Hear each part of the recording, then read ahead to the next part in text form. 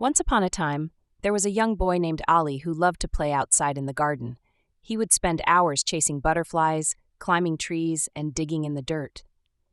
While Ali had lots of fun, he often forgot one important thing: keeping himself and his surroundings clean.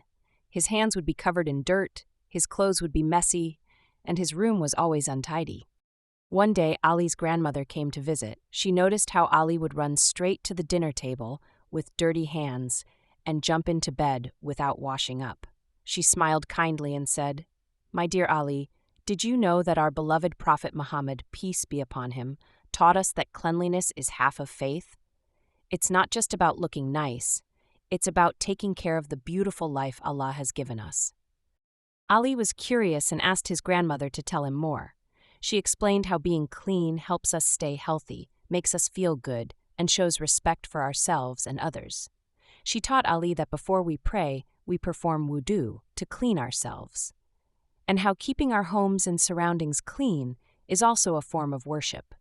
The next morning, Ali woke up early and decided to make a change. He started by making his bed, something he had never done before.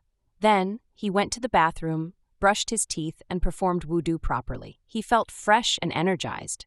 At breakfast, he made sure to wash his hands before eating, and he even helped his mother clean up afterward. Throughout the day, Ali noticed how much better he felt when he was clean and organized. His school books were neatly arranged, his clothes were tidy, and his hands were always clean before meals. His friends at school noticed the change too, and some of them started following his example. Ali's teacher even praised him for keeping his desk neat and tidy. That evening, when Ali's grandmother visited again, she was delighted to see the change in her grandson. Ali proudly showed her his clean room and told her about his new habits. She hugged him and said, "You see, Ali, when we keep ourselves clean, we're not just taking care of our bodies, we're following the teachings of our faith and making Allah happy with us." From that day on, Ali remembered the important lesson about cleanliness being half of faith. He understood that being clean wasn't just about looking good, it was about being a good Muslim, staying healthy, and showing gratitude to Allah for all his blessings.